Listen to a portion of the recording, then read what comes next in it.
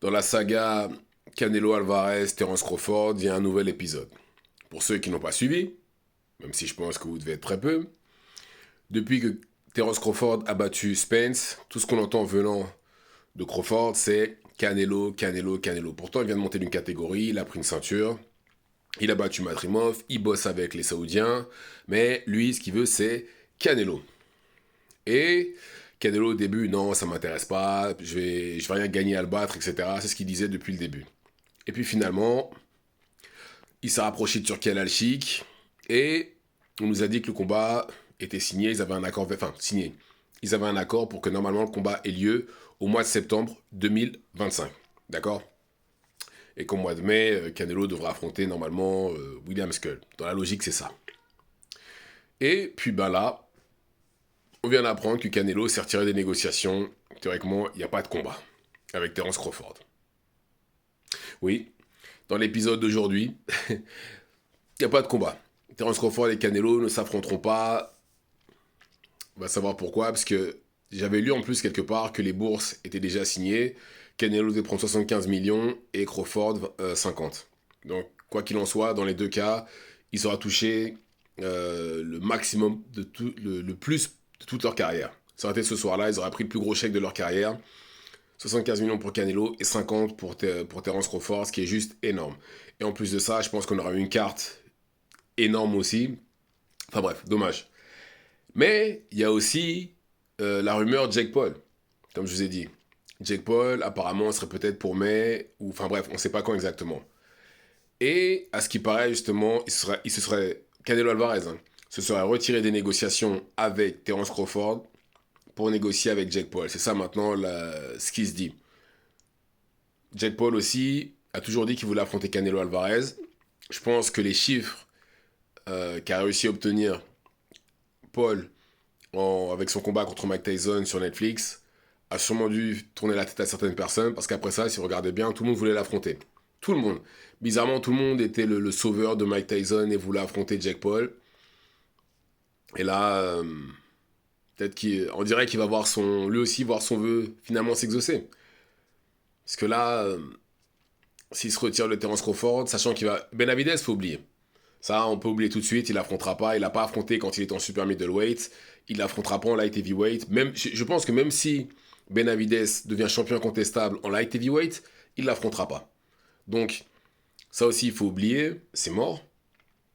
À part Jake Paul, je vois pas qui ça pourrait. Bah, ouais, parce que je le vois pas. Un exemple très simple. Je le vois pas refuser Terence Crawford pour aller affronter Mbili, par exemple. Le vainqueur de Mbili Lessadjo. Ou Pacheco, ou Caleb Plant, ou n'importe qui est en super middleweight. Je vois pas. Parce qu'aucun d'entre eux ne. C'est pas des combats que le public veut voir. Ce que le public veut voir, malheureusement. Enfin, oui, malheureusement, j'insiste, c'est contre Terence Crawford, un combattant qui vient de deux ou trois catégories en dessous. Ça. C'est ça que le public veut voir. Que voulez-vous? Mais. Je pense qu'il va y avoir d'autres épisodes pas très longtemps. Et on va voir l'explication à savoir pourquoi Canelo s'est retiré des négociations. Non seulement ça, mais là on est au mois de février et on ne sait toujours pas qui Canelo va affronter au mois de mai. Normalement, en général, à cette période-là de l'année, on est censé savoir qui va affronter au mois de mai. Je pense que ça va être William Skull. Parce que comme j'ai dit, William Skull, c'est champion IBF de la catégorie en super middleweight. Ceinture à la base qui était à Canelo, mais qu'il a laissé vacant tout simplement parce que la l'IBF voulait lui mettre la pression pour qu'il affronte William Skull. Ce qu'il a refusé, donc bah, il a affronté Shishkin, qu'il a battu, enfin, et il est devenu champion. Mais là, il va récupérer sa ceinture. Au mois de septembre, qui est-ce qu'il va affronter? Et très franchement, s'il affronte Jake Paul et qu'en plus c'est un combat qui compte dans son CV pour les 4 ceintures, vous vous rendez compte? On parle de quelqu'un qui n'a jamais combattu en super middleweight, qui n'a jamais battu un top 10. Je ne sais même pas s'il a battu un combattant qui est dans le top 20, pour être honnête. Même dans le top 20, je ne sais même pas s'il a battu un combattant de ce niveau-là. Et là, il risque de se retrouver devant Canelo pour peut-être les 4 ceintures. Hein. C'est pas impossible. Mais après, en réalité, les gars, est-ce qu'on peut vraiment vouloir. On va dire que c'est ça, d'accord, on va se dire c'est Canelo. Canelo contre Jake Paul. Combat que je ne cautionne pas. Hein. Je ne cautionne absolument pas. Moi, je veux le voir contre les meilleurs. Moi, si ça tenait qu'à moi, ce serait David Benavides ou éventuellement David Morel s'il peut redescendre. Mais en tout cas, ce serait pas Umbili ou un des tops, mais ce serait pas Jake Paul, ni Terence Crawford d'ailleurs, ni l'un ni l'autre pour moi. Mais est-ce qu'on peut vraiment lui en vouloir à Canelo? Est-ce qu'on peut lui en vouloir? Parce que jusqu'à Bivol, regardez le CV qu'il a eu. Il a affronté absolument tout le monde. Il a pris Floyd, il a pris Golovkin, il a pris Lara, il a pris Danny Jacobs, il a pris Kovalev, même si, bon, c'est un Kovalev fatigué, mais il a quand même pris. Il a le meilleur CV en actuel. Il n'y a personne qui a son CV à l'heure actuelle. Personne. Il est champion dans 4 catégories, il était champion incontestable. Euh, Qu'est-ce qu'il peut faire de plus? Parce que là, je vous insiste, hein, pour moi, le meilleur de cette génération-là, c'est Canelo. Pour moi, c'est lui. Il n'y a personne. Même si les autres ont fait mieux dans le sens où ils sont devenus 2 fois champions incontestables, mais il n'y en a aucun qui a un CV de cette qualité-là. Aucun. Que ce soit Usyk, Inoue ou Crawford, aucun. Aucun.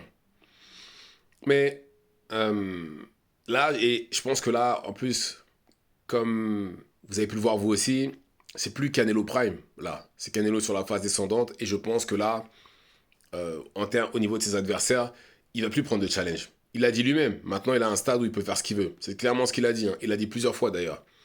Donc ça ne me choquerait pas, moi, qu'il le prenne pour prendre un gros billet. Je ne serais pas choqué. Maintenant, est-ce que je regardais sûrement, hein, je vais pas mentir.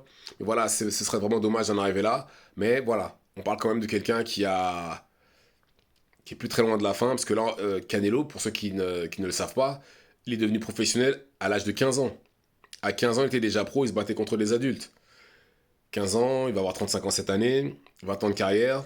Normalement, 35 ans, ça va, t'es pas trop vieux. Si bien entendu, tu t'es bien entretenu, etc.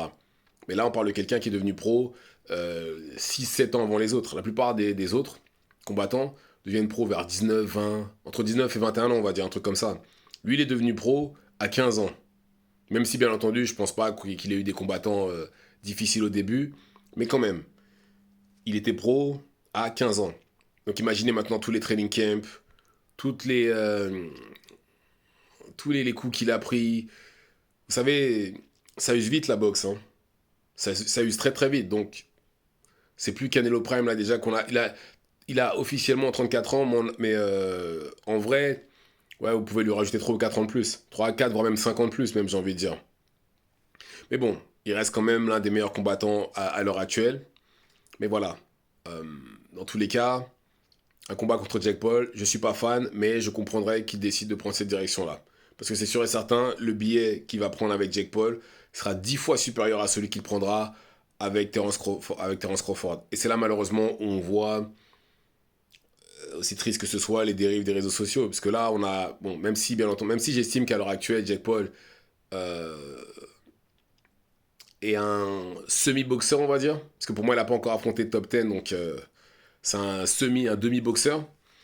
Même pas top 10 ni top 20, etc. Parce que regardez son CV, il a des youtubeurs, il a Mike Tyson qui a 60 ans, il a d'anciens combattants MMA qui étaient à la base même pas des strikers. Donc voilà, si vous regardez son CV dans son entièreté, c'est le désert en ce qui concerne les boxeurs. Mais voilà, il est populaire, donc il a des passes droits, et ça ne me choquerait pas qu'il se retrouve devant Canelo. Maintenant, Jake Paul aussi, il est dit qu'il va affronter son frère. Donc faut savoir, il affronte Canelo, il affronte son frère, il affronte qui? Même ah, il y a trop de rumeurs en fait autour de ces combats-là et c'est vraiment dommage en fait parce que là au final on sait plus où donner de la tête. On sait plus où donner de la tête. Mais en tout cas, pour moi c'est une bonne chose oui, que le combat entre Crawford et Canelo soit annulé. Pourquoi? Parce que je préférais voir Crawford en 154. En 154, il a énormément de clients. Non seulement ça, mais dans sa catégorie. Non seulement ça, mais il travaille avec les Saoudiens. Si c'est vraiment l'argent le souci, il est avec les Saoudiens. Il trouvera des combats, il trouvera les adversaires, c'est pas le problème. Et il sera bien payé en plus pour ça. Mais voilà. Parce que là, Canelo, c'est clairement un combat que pour l'oseille. Même après, je dis ça, mais ce que j'ai dit pour Canelo est valable aussi pour Terence Crawford. Parce qu'il faut pas oublier qu'on parle de quelqu'un qui, au mois de septembre 2025, aura 38 ans. C'est pas un jeune coq, Terence Crawford non plus. Mais voilà. Je pense que c'est une bonne chose que le combat soit potentiellement annulé. Donc voilà. Dites-moi ce que vous en pensez dans les commentaires. Activez la cloche de façon à être tenu au courant quand je posterai de nouvelles vidéos. Et c'est tout pour moi. Ciao ciao.